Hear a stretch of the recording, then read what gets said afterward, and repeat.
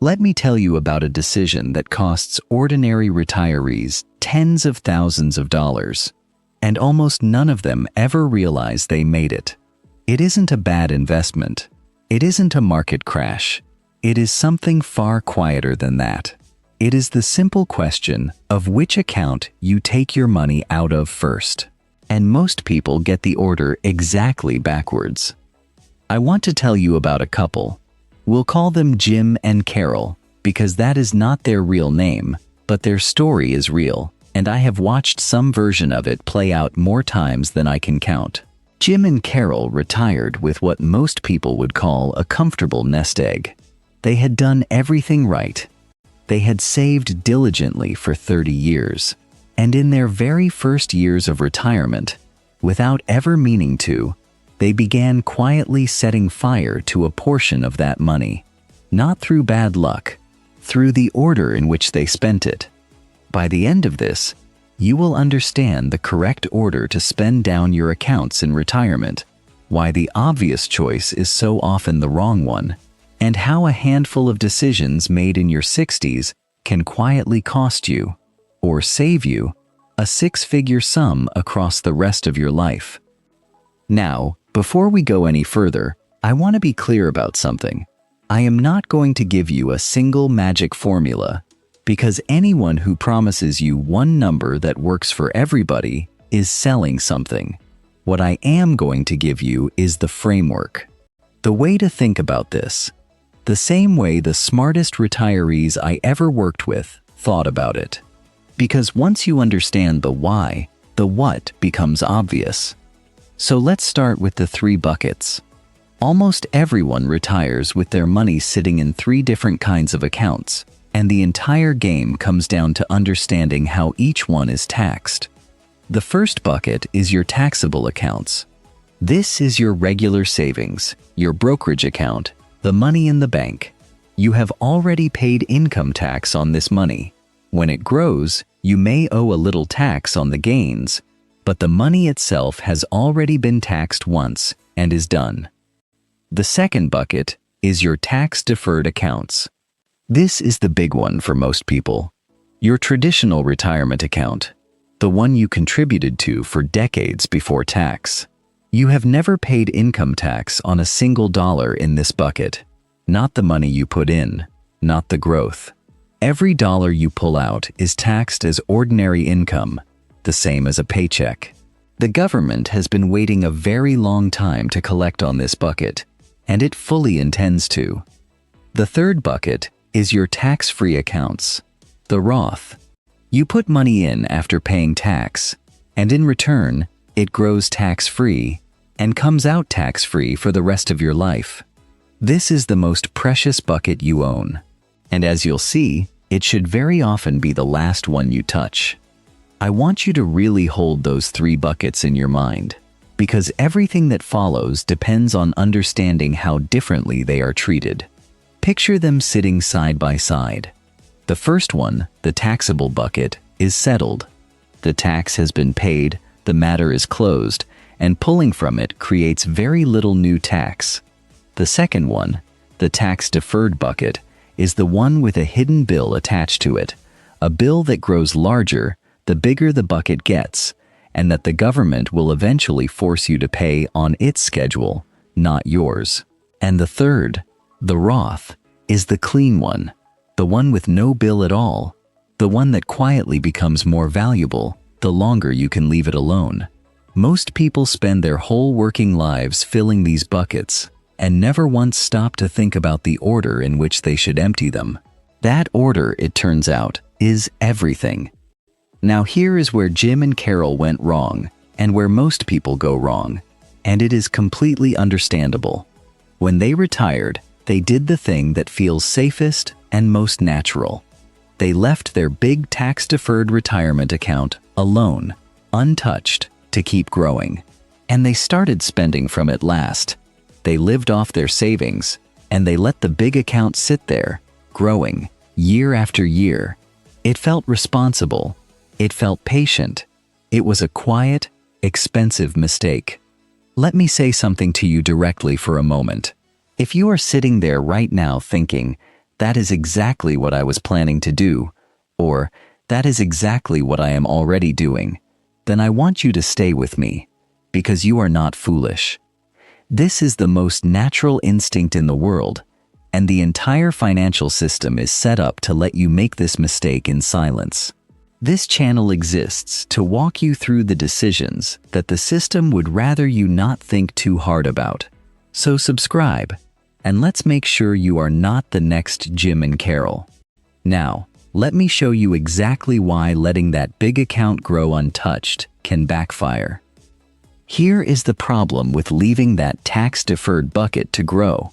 The government does not let it grow forever. At a certain age, currently in your 70s, the law forces you to start pulling money out of that account whether you need it or not.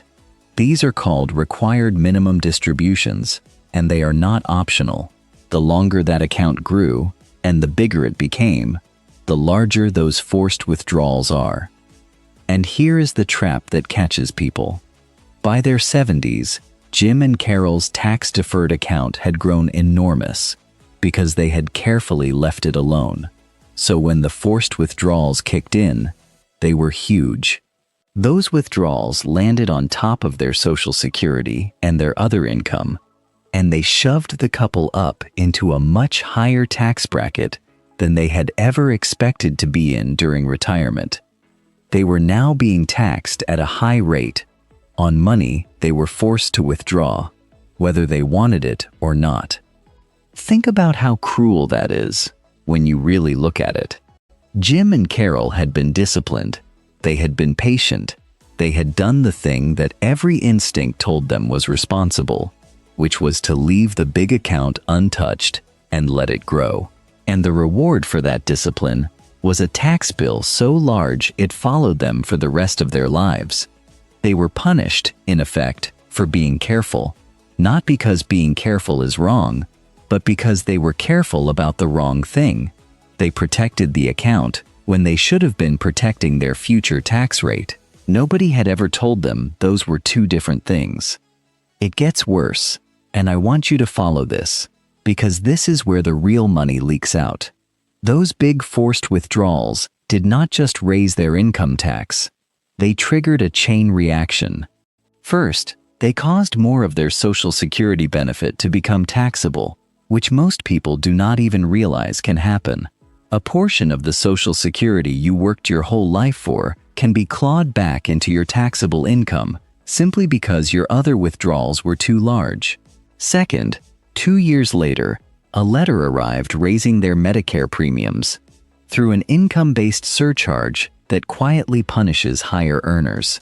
So one forced withdrawal from a bucket they had been so careful to protect set off 3 separate costs: higher income tax, higher tax on Social Security, and higher Medicare premiums. All of it stacking year after year for the rest of their lives. So what should they have done? What is the order that the smartest retirees actually use?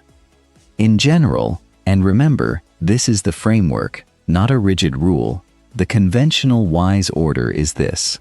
You spend your taxable bucket first, you let your tax-free Roth bucket grow last, and you handle the tax-deferred bucket carefully in the middle, drawing it down gradually and deliberately in your early retirement years. During that window when your income is low, before Social Security and forced withdrawals begin. Think about what that early retirement window really is. For many people, there are several years between when they stop working and when Social Security and forced withdrawals begin. In those years, their taxable income can be remarkably low. That low-income window is one of the most valuable financial opportunities of your entire life. And the tragedy is that most people sleep right through it. They leave their income low and feel thrifty when they could be doing something far smarter. Here is what the wise ones did. During those low-income years, instead of letting the big tax-deferred account sit and balloon, they deliberately pulled money out of it, on purpose, while their tax rate was low. They paid tax on it at a low rate, voluntarily, to avoid being forced to pay tax on it at a high rate later. Some of them took it a step further and moved that money into the tax-free Roth bucket, a maneuver that lets it grow tax-free from then on. They were, in effect, choosing to pay a small, controlled tax bill today to disarm a much larger, uncontrolled one tomorrow.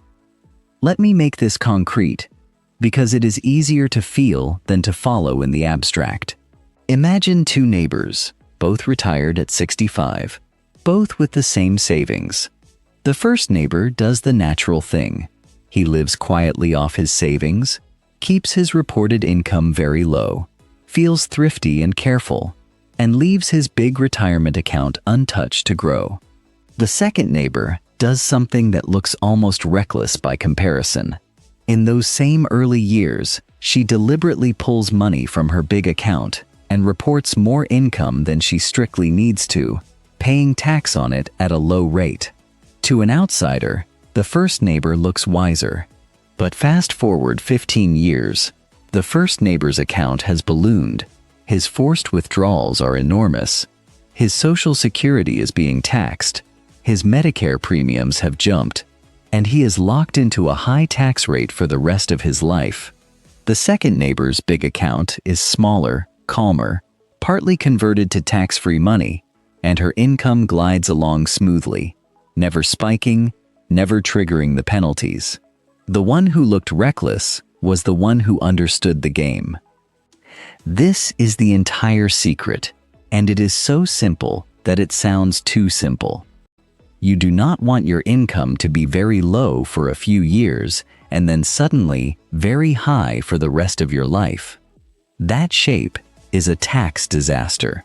You want your income to be smooth, level, spread out evenly across all your retirement years so that you never get shoved into a high bracket, never trigger the Social Security tax, never get hit with the Medicare surcharge. The goal is not to pay zero tax this year. The goal is to pay the least total tax across your entire retirement. Those are two completely different games, and almost everyone plays the wrong one. And you might reasonably ask, if this is so important, why did no one ever tell me? It is a fair question, and the answer is not a comfortable one. For most of your working life, the entire system trained you to do the opposite of this. Defer, defer, defer. Put money into the tax-deferred account. Lower your taxable income today. Worry about tomorrow, tomorrow. That advice was probably right while you were working and earning a high salary. The problem is that nobody flips the switch for you when you retire. Nobody sends a letter saying, the strategy that served you for 30 years is now the one that will cost you. The instinct just quietly carries forward into a phase of life where it no longer applies, and it does its damage in silence, because there is no salesman who profits from sitting you down and explaining this. There is no product to sell you here. There is only the framework and the discipline to use it. I want to pause here because I know what some of you are thinking. You are thinking, this sounds like it means paying more tax now, on purpose, and that feels wrong. It feels backwards. And I understand that completely. Every instinct you have built over a lifetime says, defer the tax, push it off, pay later. But in retirement, that instinct can quietly betray you. The question is never just how much tax do I pay this year? The question is, how much tax will I pay, in total, over the next 25 or 30 years? And sometimes paying a little more today is how you pay far, far less overall. Let me give you a sense of the scale, because I do not want this to feel abstract. For a couple with a substantial tax-deferred account, the difference between getting this order right and getting it wrong is not a few $100s. Over a full retirement, with the higher brackets, the Social Security taxation, and the Medicare surcharges all compounding together, the difference can run well into 6 figures. That is a paid-off vacation home.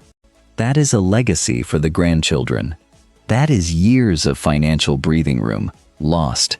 not to a crash or a scam, but to the simple order in which the money came out. I want to stop for just a moment, because if this is the first time anyone has laid this out for you plainly, you might be feeling a little uneasy right now, wondering whether you have already made this mistake. If that is you, take a breath. Knowing this, even a few years before the forced withdrawals begin, is worth a great deal. And many people watching still have part of that low-income window open in front of them. The worst thing you can do is what Jim and Carol did, which is to never learn it at all. So if these are the conversations you wish someone had had with you years ago, subscribe, and I will keep having them with you, one file at a time. Now, let me be honest with you about the exceptions, because your situation may not be the simple one. Now, there are exceptions, and an honest person has to mention them, because your situation may not be the textbook case. If your tax-deferred account is modest, this matters far less. If you have a pension or other income filling up those early years, your low-income window may be smaller than you think. If you expect to leave money to charity, the math can change entirely. And if you have a large estate, there are inheritance considerations that can flip some of this on its head. This is exactly why I will not give you a single magic number. The framework is universal. The exact execution depends on your numbers, and it is genuinely worth paying a flat, honest fee, one time, to a fee-only advisor who can run your specific situation. Notice I said flat fee, not someone who takes a percentage of your money forever. We covered why that matters in another file. So let's bring this back to Jim and Carol, because their story has a lesson in it that goes beyond the numbers. By the time they understood all of this, the low-income window had largely closed. The forced withdrawals had begun. The big account had already grown too large. They were not ruined. They were comfortable, but they were paying thousands of dollars more in tax every single year than they ever needed to for the rest of their lives, simply because no one had ever sat them down and explained the order. They had done everything right except the one thing nobody told them about. And that is the quiet truth about retirement. It is so rarely the big, dramatic disasters that hurt people. It is the small, silent decisions, the ones that feel responsible at the time, the ones nobody warns you about, that quietly compound across the years into real money. So let's bring it all together. You have 3 buckets: taxable, already taxed; tax-deferred, never taxed; taxed fully on the way out, and eventually forced out of you; and tax-free, the precious Roth that you protect for last. The instinct most people follow, leaving the big tax-deferred account to grow untouched, is the very thing that detonates later, through forced withdrawals that raise your taxes, tax your Social Security, and spike your Medicare. The wiser path is to smooth your income out, to use those low-income early years deliberately, to draw down or convert that tax-deferred money while your rate is low, and to aim not for the lowest tax this year, but the lowest tax across your entire life. It is the difference between a retirement that quietly leaks money and one that holds on to it, and it is, above all, a decision, one of the ones that quietly defines everything that comes after. Before you go, tell me something in the comments. Had anyone ever explained the 3 buckets to you before today? Be honest, because in all my years doing this, I found that almost no one had it explained to them until it was nearly too late, and I would like to know if that is changing. And if you want the rest of these, the decisions that define your retirement, and the ones you can't undo, then subscribe and stay with me. There is a new file every week.